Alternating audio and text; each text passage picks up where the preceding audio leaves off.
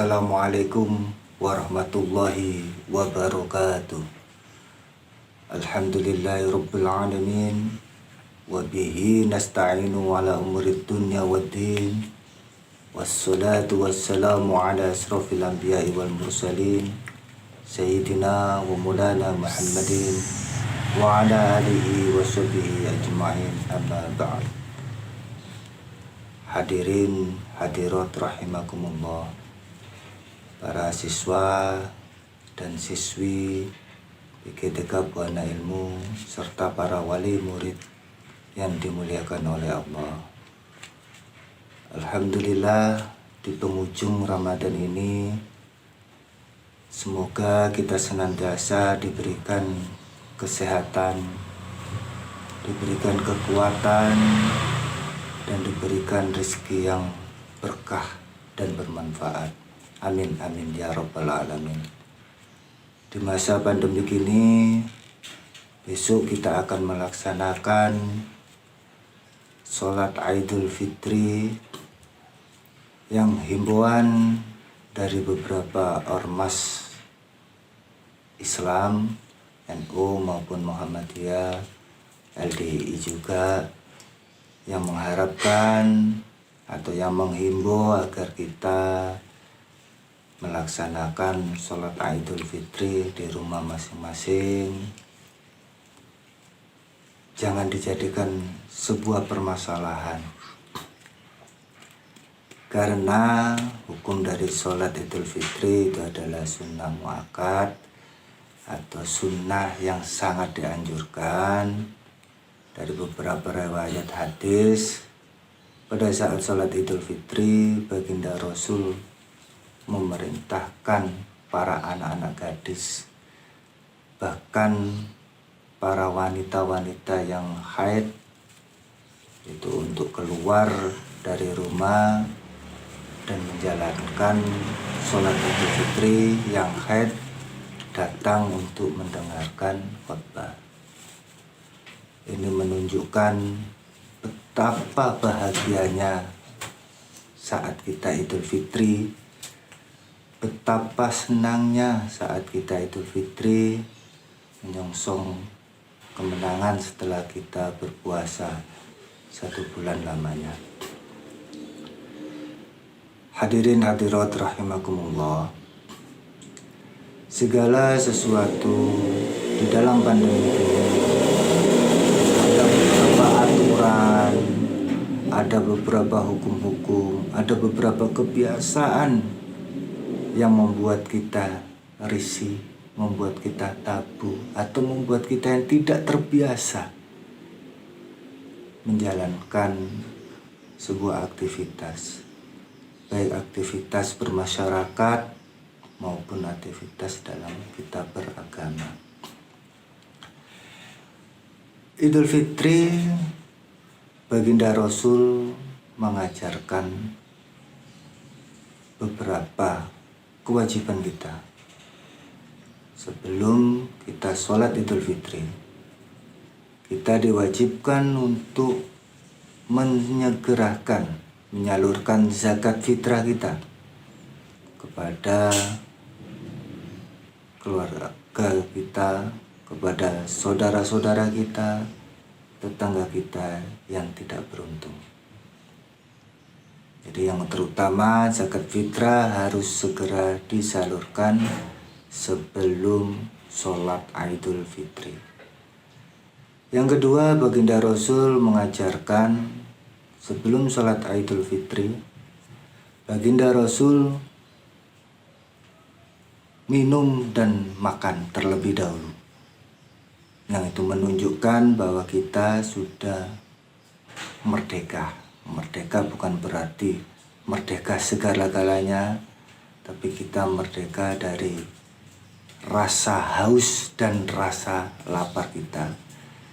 Yang harapannya puasa itu mencegah dari perbuatan keji dan munkar, melatih kesabaran itu tetap melekat di bulan-bulan selanjutnya. Hanya rasa lapar, rasa haus saja yang kita merdekakan. Hukumnya haram kalau kita tidak memulainya dengan makan dan minum. Kenapa? Karena 1 Syawal atau Idul Fitri. Untuk 1 Syawal itu kita hukumnya haram berpuasa. Kemudian baginda Rasul juga mengajarkan, beliau setelah sholat Idul Fitri, beliau berkumpul dengan sahabat-sahabatnya, bercengkrama, dan dilanjutkan dengan bersilaturahmi ke rumah para sahabat-sahabatnya. Hal ini menjadi sebuah tradisi kita, yaitu kita mudik bertemu dengan orang tua, berkunjung atau bersilaturahmi di tetangga kanan kiri, bahkan ada ke rumah saudara yang jauh. Ini menjadi sebuah agenda rutin kita saat Idul Fitri. Tapi di masa pandemi ini sungguh sangat disayangkan, mungkin kita tidak bisa menjalankan hal itu.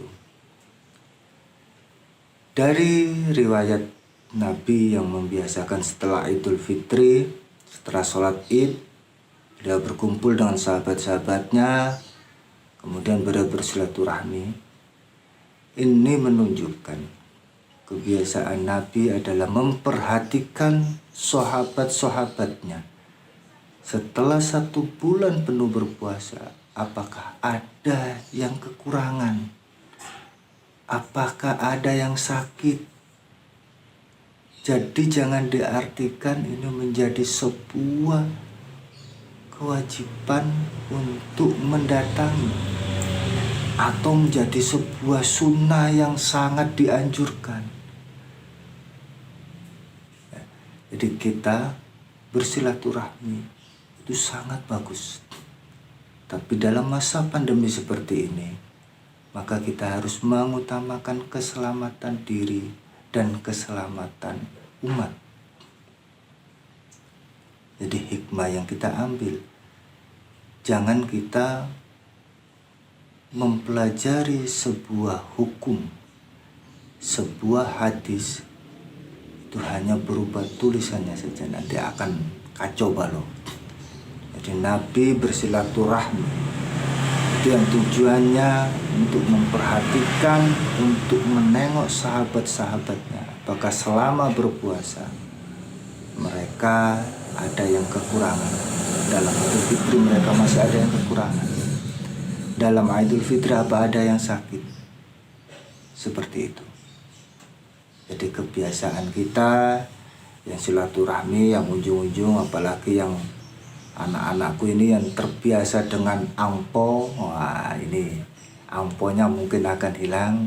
Jadi saya himbau, nah ini himbauan dari saya untuk wali murid atau wali santri masyarakat Indonesia. Himbauan saya, karena sebuah tradisi itu tidak bisa hilang begitu saja.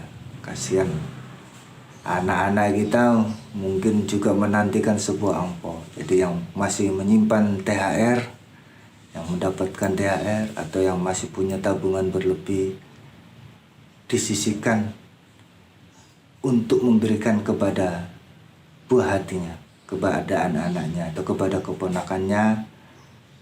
Dan itu diberikan sebuah pembelajaran bahwa ini masa pandemi, kita tidak ada silaturahmi keliling, bahkan semuanya serba kesusahan.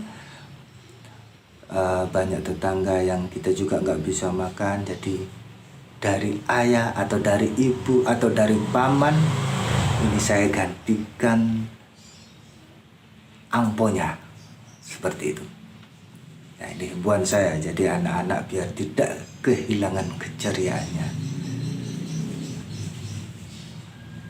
Bapak Ibu hadirin hadirat rahimakumullah. Demikian sedikit yang bisa saya sampaikan.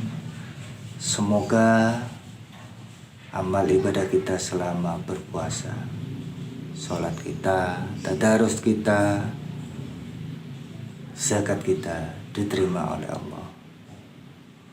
Dan Semoga pandemi ini atau pagebluk ini segera diangkat oleh Allah Subhanahu wa Ta'ala dan kita bisa kembali beraktivitas seperti biasa dan kita menjadi hamba-hamba yang lebih kuat lagi karena kita dilatih oleh corona, kita dibesarkan oleh corona dengan pemikiran-pemikiran kita yang lebih bijak lagi, kebiasaan-kebiasaan kebersihan kita yang lebih kuat lagi, kedisiplinan kita yang lebih lagi. Itu adalah pesan dari corona yang harus kita taati dan harus kita bawa untuk selama-lamanya.